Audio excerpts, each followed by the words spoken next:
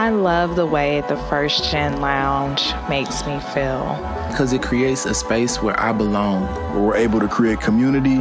The fact that it's a community. It's a safe place. It also gives me a place to understand different perspectives. The stories of these individuals prescribe transformational perspective. I receive encouragement, enlightenment, empowerment. And also serve as a catalyst to just keep going. Where we're able to be our true selves. I'm allowed to be an unapologetic first gen. And above all else, tell our story. And every episode is unique. I love it. I'm your host, Dr. Eve, and I'd like to welcome you to the First Gen Lounge. Well, hey, y'all. Hey. I'm so cheesy, but I mean, y'all should know me by now, so it is what it is, right? So excited today because I have one of the homies back. Somebody who I absolutely adore, and I think that you all adore too. She is an incredible person, a dynamic educator, a trailblazing entrepreneur. I don't even say that lightly. I'm someone who lives life to the fullest and someone who I really just enjoy and have enjoyed getting to know and still in getting to know and just evolving through life with. So today we have with us Dr. Tiara Belcher, Dr. Belcher, someone who's just, again, phenomenal, also a podcast host, a woman of many hats. So I'm gonna be quiet though and just welcome her back and say, hey, Dr. Belcher, how you doing? Hello, I'm doing well. I'm excited to be back here to talk with you. I always enjoy having the opportunity to connect with you on any platform. So thank you so much for having me back. I'm excited to be here. You're so very welcome. I like to say stuff over and over. I think the educator in me is like, say it again and say it again. But what have you been up to since the last time you were on the show? Please catch us up on, your life. Where are you at in the world now and what are you doing now? I just look forward to hearing all these things from you. Absolutely. And I can definitely resonate with saying it a few times. You got to make sure people hear you. You really hear me. But it's been a while. So since last year, at that time I was living in New Orleans, Louisiana.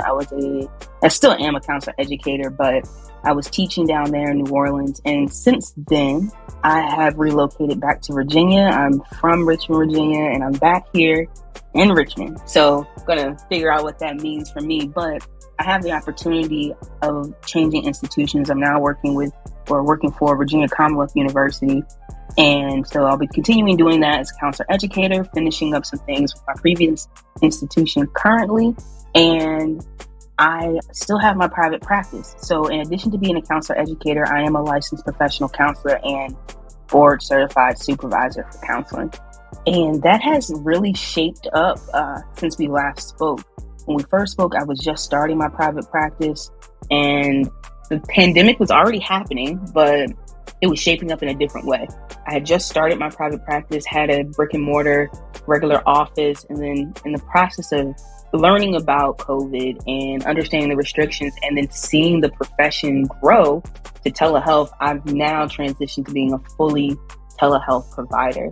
So I'm providing mental health services through primarily individual counseling, but I can do individual, couples, whatever is necessary. But primarily I work with individuals, and I'm doing that through the state of Louisiana and the state of Virginia. So if anybody's familiar with licensure processes, I'm a licensed professional counselor in those two states currently.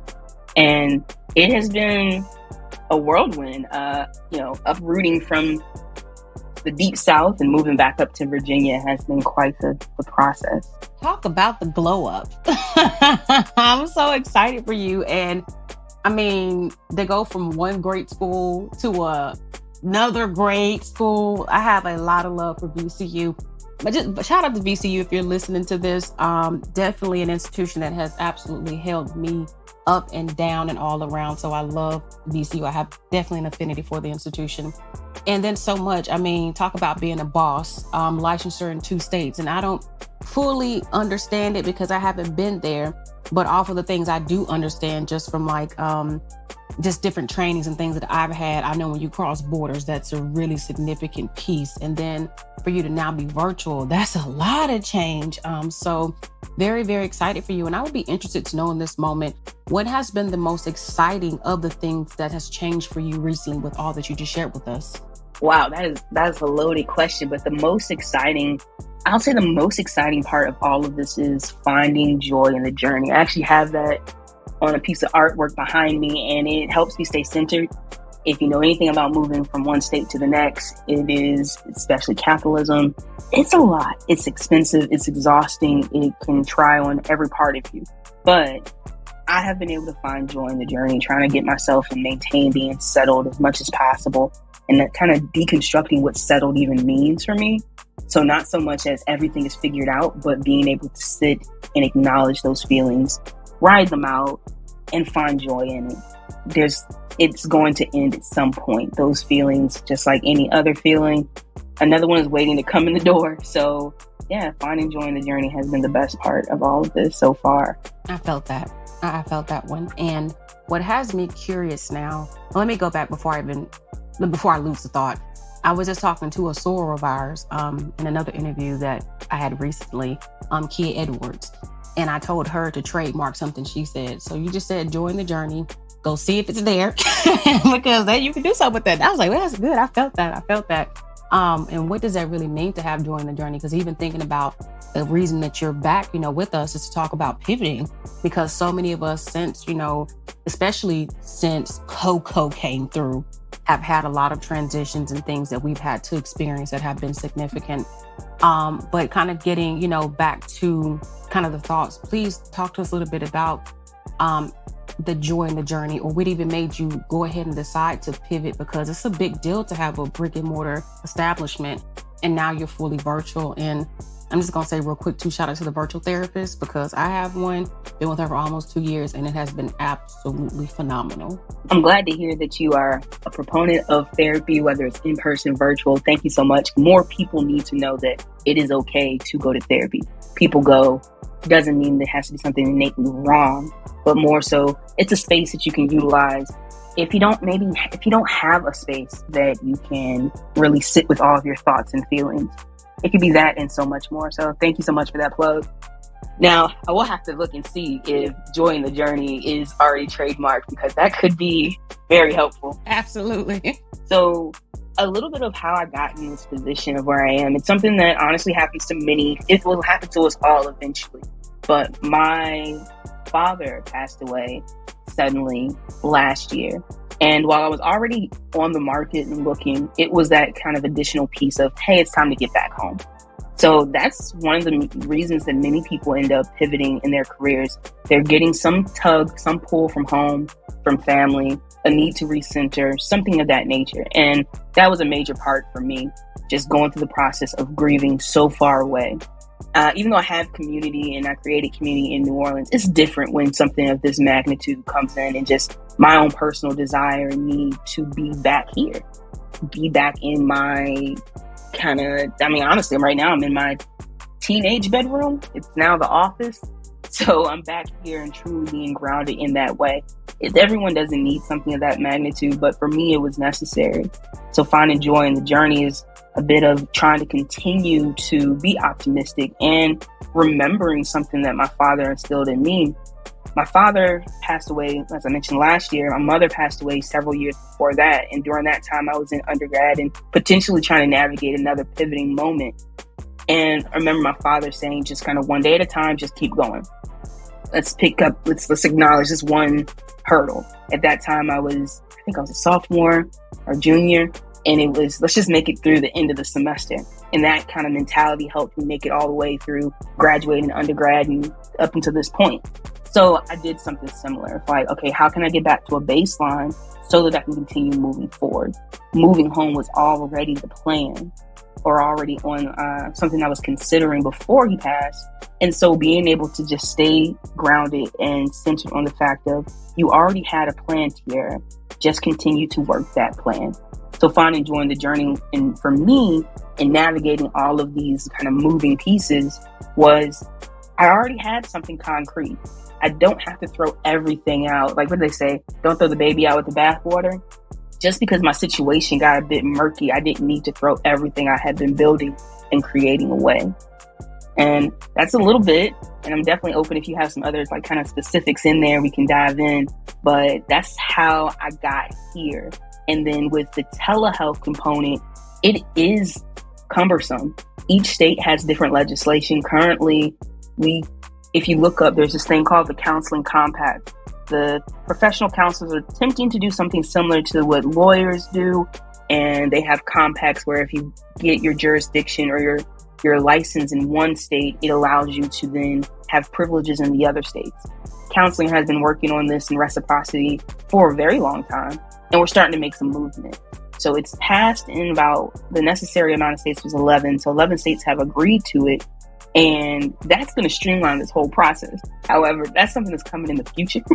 Currently, it still stands, and it's a process of going to each individual board for each state and applying for licensure. I'm grateful. I've already taken care of all of the licensing exams. Currently, there's 2 exams. I won't get too in detailed into it. This is one of the classes I teach, but I've already done most of the work for licensure. And so it's a process of just paying and applying to each state to become licensed at this point.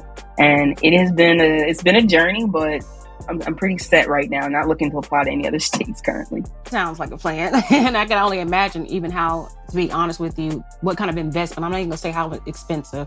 It's not about being expensive. It's about investment to be able to progress. And I hope that a lot of people catch that, because the mindset of investing to progress is different than it's expensive. I can't afford it. Because if it's something that you want, you'll find a way to afford it, right? But just kind of just throw that in there. But thank you for the vulnerability and sharing with us even your experience with, the passing of your father. And, I can imagine that being where you are in life, just the age that you are, that's nobody else's business. But I know the age that you are right now, and it's significant to, be in the world and not have parentals. And so I can't imagine. So thank you for modeling for us what it means to take the time to grieve, to heal at your own pace, but to make the difficult decisions and to keep finding how to carry on in spite of. And how cool is it, in my opinion, that you actually are in the room that you ran as a teenager? Because I bet it's like, is it weird right now? Is it kind of weird? I constantly hear in my head, like, sitting up in my room. However that song goes, I can't sing. I think it's Brandy. But I'm back in the same room where I spent time journaling my plight of existence yet again. Oh, all good. So, but thank you for that. And I guess for any one of you who's currently listening to this show right now, if there's something that's tugging at you to make a transition in your life, to pivot, don't wait. Go ahead and do that thing if you feel it. And not saying that even in your case, you had a whole life in New Orleans, which I imagine you probably missed a little bit already. Do you? Just a little bit, just there's something about it. There's something about the culture. It's different, having community there versus community here. There's no disrespect to Richmond at all, but it's a different energy down in New Orleans. It absolutely is, which then leads to the question I did have in mind to ask you, in terms of the pivot in life. How are you going about reestablishing yourself in the environment that you're in now, and rebuilding community, or finding favorite things, or adjusting to being back around family? Because a lot of us, we think about moving forward or forward progression in our life, especially when we come from backgrounds like we do, that is to not be at home, that's reverse, that's backwards. So to go forward, you keep moving on. So what is it like, and what advice do you have for individuals who may be thinking about going home, but that may even be a worry for them, that is just a backward step when really it's forward? I love that you asked that question. And I will go with, don't block your blessing. There are so many tough emotions with being back here in this home and tending to just matters that are just hard, to make it very simplistic and straightforward. But I have the opportunity to continue to thrive and live and strive in a home my parents built, in a space that is, of course, difficult at times because of grief, but there's so much pride and joy associated with it. Now, I know everyone's circumstances might not be the same as mine with returning home. Maybe you're sharing a room. Maybe you're turning an old room that you never could imagine sleeping in into a bedroom. But think about, what could you gain from this? Thinking about, financially, the considerations of moving back home. Several cultures and communities of individuals that are in the United States do this. They don't leave home and run and go try to do individualistic perspective, leaning on the collectivistic component. I would encourage people who are listening to break this kind of generational curse, if you will, of thinking I shouldn't be at home, or moving back home is a step backwards, when moving home could mean having support, having community. If it's something that is afforded to you in your home, being able to reconsider, hey, do I want to pay off debt that I maybe wouldn't be able to pay off if I was still paying, don't know about you all, but my apartment, the rent alone was $1,200. About half of my salary was being eaten up by just paying for rent at that time. And so I have an opportunity now to reallocate money in a way of maybe I will pay off additional student loans a little bit quicker. Maybe I'll be able to go out and do some things and enjoy. So I think it's really about considering, what are you actually giving up? And is it the perception of what adulthood is? Or is it truly more like your ego? What are you actually losing? What does the step backwards consist of? Because I'm having this conversation with my students as well, but I don't want to go home. I don't want to live back under my parents' thumb. I don't want to do all of that. But we have the opportunity of showing up and showing our parents, our loved ones, community that, hey, let me show you who I am now. And maybe I don't need the same things I needed then, but I still value you and your input. Those are different conversations that are absolutely worth having and considering. That was too good. I felt that. This conversation was like, I knew this was going to be good. It is exactly what I thought it was going to be. But I think so many parts of it, and one of them is, let's start with the first gen piece and you even having a home to go back to. Because far too often in our community, especially, it's low SES, first generation, historically, parents are renting and, maybe living in apartments or maybe condos or whatever, but to even own a home and one that you could go back to and have a safe haven. So shout out to your parents for the foundation that they were even able to lay in spite of not being formally educated. Let's start with that, because that's significant, and how they even laid grounds for you to be able to build wealth yourself. Such that, like you just said, your home, you're in your brandy room. We're going the brandy room. You're in the brandy room, which is now, again, an office. So even how the space has evolved as you've evolved, and you can take all of this money that you were once spending and put it toward, again, advancing your future in your life. So this is all exciting, and again, just nuggets to be able to think about. So it's not always bad, and we don't always have to, because some of us do it. We don't always have to run. If I can be very transparent in this conversation, I definitely can say I was a runner. And then I wanted to run back home. So, but it is what it is. So getting into a bit more about the business aspect, because I'm very fascinated. Again, you had a brick and mortar setup going on, which was really, like I said, the thing that some people aspire to. And you decided to make the transition to be online, which, I'm all for online, because I got a straight up online business. I mean, not completely, but 99% of it is. But what was that like for you? Talk to us about what you started thinking about for transitioning, and if you wanted to, or how to set it up, and, weighing the cost, what's good, what's bad. Walk us through that thought process.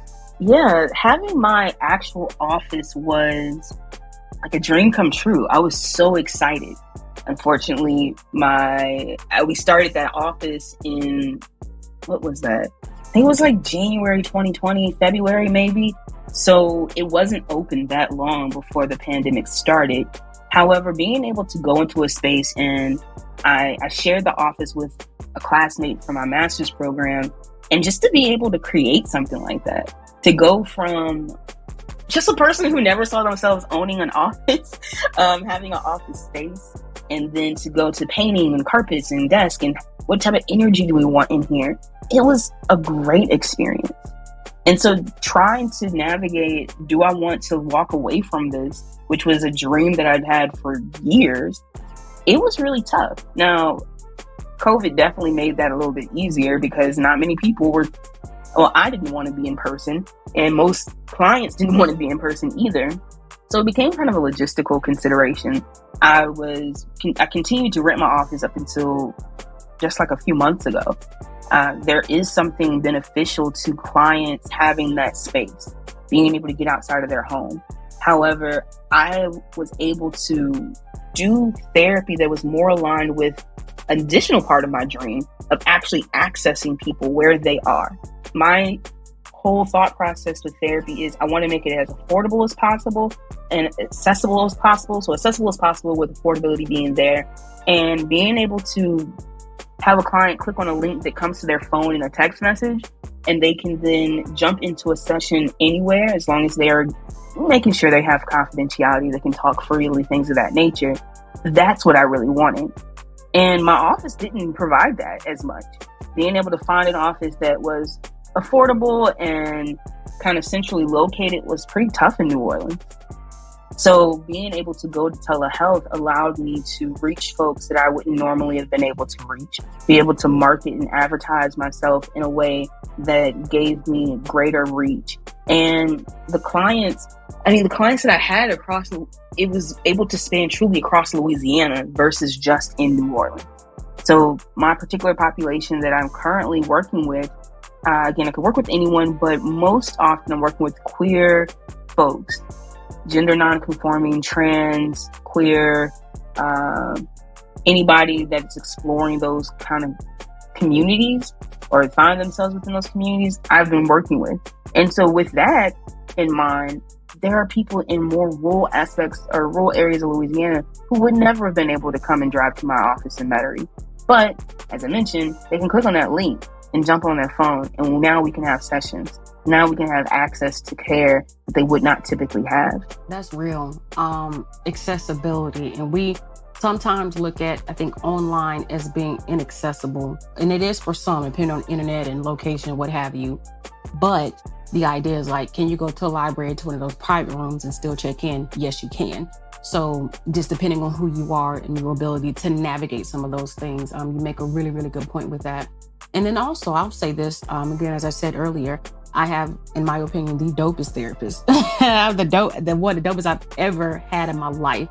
And it was who she was and what she stood for that I wasn't going to be able to get to where she was, which was 3 hours away from me, to even have sessions with her. And I wasn't finding anybody in the area where I was that I felt like I was meshing with. And one that I did find, there was some scheduling issues, right? And even with me just getting to the sessions at the time, so it was inconvenient for me to make it. And the one time that I had a meeting and I wasn't able to make it to it, and I lost, the money for that, I was like, never again. So I had to learn my lesson that way. So you make a lot of really great points about accessibility. So even when it comes to business, is your business accessible to people, but also knowing who the people are and who you're trying to serve. So I think that's really exciting. But also you mentioned something else. You talked about knowing what you want for your business, because knowing what you wanted at this point is what helped you to make some of those changes. So thinking about like where you are now, and again, continue to think about the pivots. Are there any things that you're missing currently about what you had with the brick and mortar, in any way that you can actually still incorporate some of those things into what you have now, especially for the people who are struggling with the idea of changing anything in their business at all, or anything in their life? I mean, this is probably just good life advice. Yeah, there's absolutely parts that I miss. I miss going to my office and having that escape. Escapism is real. So being able to leave and go somewhere else, just a different change of pace and scenery. So I miss that. And I actually was just walking past a place the other day and said that it was available for renting or leasing. And I'm thinking, that could be cool, because I'm able to free up mental space to start a new dream. So at that point in New Orleans, I was thinking just private practice. I just need one office so I can see a client. Now I'm thinking about group practices. Being able to be a supervisor, it has created space for me to want to spend a little bit more time providing supervision. And again, accessibility. Accessibility is the biggest piece to me. So if I were to go into this group practice setting, I would be able to have counselors that are going through the residency program, essentially, to become licensed counselors, and they would have offices and making those things affordable. There are little pieces that were hard for me to attain when I was going through. Not everything is, there's going to be kind of loopholes and things you have to do, but if you're a first generation college student, absolutely, it's confusing. It's hard to know, who do I work with? Who should I go to? Because this is a game all about who you know. Whereas I don't often see people coming in, at least in Virginia, providing this type of service in this way, so that there is accessibility to the client, but also to the future counselors. So I miss that. And then just in general, being able to pivot, whether it's in your profession or life, getting centered with yourself to identify, what is it that I want? What is it that I need? Which need am I actually putting at the forefront that I'm going to prioritize right now? You can do everything. I agree with that statement, just not at the exact same time. I know in college they kept telling us, do you want to be a member of 60 organizations and give each one of those like 10% of your time? Or do you want to have 2 that you can truly show up for? And now you could still go out and do all of the pieces that you want to do, pivot, do those things. But what is the actual end goal? Who are you trying to serve with this change? Are you serving yourself in the sense that you're prioritizing some need? As I mentioned, being able to truly grieve in my own space and time. That's the main piece of my pivot. Or is it another consideration that I have with if I will go from continue my private practice as it stands, or if I want to go back to working with an agency? There's a lot of overhead of just having my private practice by myself. Mention marketing, advertisement, all of that. Do I have the time to give to the entire process? I want to be able to do whatever I'm doing well, not so much pouring from an empty cup. Yeah, you did it again. I'm like, I can't wait to hear this back. Okay, all the nuggets. You mentioned the overhead piece. And again, decisions to make and writing those lists of purposes and ideas and wants and needs, but then the reality. While I've yet to experience my own office away from, home, I love the home office. I love the coziness, but sometimes having the space, to what you said, I imagine it's like it's cool, but also with me growing, how I started off in the space that I'm in now was just, the desk and a little bookshelf and a little couch. Now there's stuff everywhere. It's everywhere. It's never clean, at least not like I want it to be, but I have books and I have, journals and notebooks and my reading books and all kinds of stuff that are lying around. But even with that, I know that going to a space would come with a different set of responsibilities, but also to be online, let's say to be in e-commerce, am I going to trade off having the space and people not being able to come to a store, an actual storefront, and get things? Or do I want to deal with shipping? And how do I deal with shipping and inflation of products that are out there and also take care of the customer? And people can't see and feel and touch their stuff before they buy it. So it's always going to be something no matter which way you go. But again, to reiterate what you said, it's choosing what makes the most sense to you and what feels right and what you can sustain. And it was a dream of mine to have an online business. And so these are some of the things that I'm just going to have to deal with. So love that. A question for you that's just definitely hit my spirit, and I just want to know, I don't think I've ever asked you this one. Why does entrepreneurship even matter to you? What is it all for? I love how organic our conversations always are. Like, they have a topic we usually start with, but it just gets deeper and deeper. Entrepreneurship that's a tough question. For me, it's just a tough question. I didn't see myself going into entrepreneurship. I never really thought that far out. However, I ended up here, and it's helpful to me because I'm an academic. I like to learn. And so when I first started out with being a counselor, I was working in different facilities, private, public, residential treatment facilities. And I wanted to see how this entire system worked. How does mental health function in the United States? So I had to go out and do private practice. I had to see what this was like, because big picture, I want to make some true change, even if it's only moving the needle a little bit. And for me, if I'm going to do this, and probably leaning into my qualitative researcher style, I want to throw myself out there and get my hands dirty, figure it out. What is this actually like? What is the experience of being a counselor in the United States? What does that involve? What does that entail? Being able to truly provide accessible, quality services for clients. It takes a lot. And so being an entrepreneur was not the initial dream. The dream was to simply provide quality services and to know how I could do that in the best way. And being an entrepreneur with counseling and having my private practice allowed me to truly provide services that I wanted, how I wanted, where I wanted, and when I wanted. I have the flexibility. Now at this point, I've created more of a concrete schedule, just being able to pay attention to the trends and when I see people wanting counseling, being able to provide some counseling services in the middle of the day through the afternoon, having flexibility if I'm working with kids again, knowing it's just going to change with scheduling over the summer. Do I need to be a counselor that only provides services in the evenings or on the weekends? And although there is information out there, data out there, it's to me too generalized, especially when we're thinking about serving Black communities, because most of that research says people of color, because they don't have enough people in those studies to adequately say or to generalize for specific populations.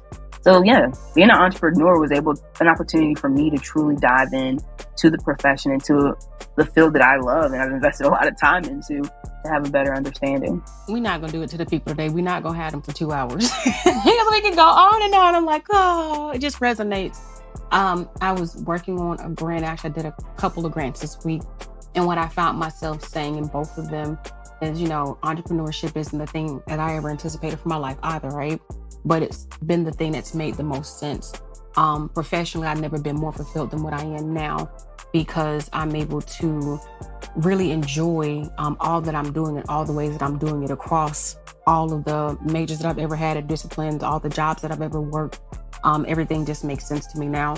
And while the most challenging thing I've ever done in my life, I definitely think it's the most rewarding thing that I've ever done in my life. And I get up every day excited about the work I'm going to do. And hell, sometimes I don't even want to go to sleep because of the work that I'm doing. So it consumes me, but in a way that it fills me up. And, I don't want anything in me to talk about it. We know at the end of this life, we don't want to, die full, die empty kind of thing. I feel like this has been that for me. So I appreciate the perspective. But we are at that point that I don't really want us to be at, but I know that we can just have our own little sidebar conversation. But as we are coming to, the close of this conversation, would be interested, and I should have gone back and caught it, but I didn't, but I'm gonna do it next time. What is the piece of advice that you would want to leave us with at this point in your journey? I understand we could definitely keep going. Like we're just getting geared up here, but the piece of advice I would give is something I actually just got from my brother last year. It's just choose joy. Humans experience a whole range of emotions. You can honor that, acknowledge it, but then choose joy. Try to lead your life from a perspective of joy and being joyful so that you can make the most out of it. As you were saying, we get one life. And what do you want there to be between the birth date and your death date? And my hope is that people are able to talk about countless opportunities where I chose joy. So that would be the best bit of advice I could give at this point. That's good enough, and more than good enough, actually, for me. But Dr. Belcher, I just want to thank you again for just the space, for the opportunity to share, to catch up with you. I may need to start a Where Are They Now series, right? And just see how people have been able to matriculate or how we've continued to evolve. But I'm very excited for you. I'm very happy to just hear of all the progress that you've been able to make and how you're making tough decisions, but doing them with joy and finding joy in all of it. And just again, thank you for your life and for your work. We truly appreciate it, and we look forward to catching you around some way or another. Maybe you'll be back again. Maybe we'll be live in person. It's going to be something. But again, just thank you. Thank you so much for this opportunity. Thank you again.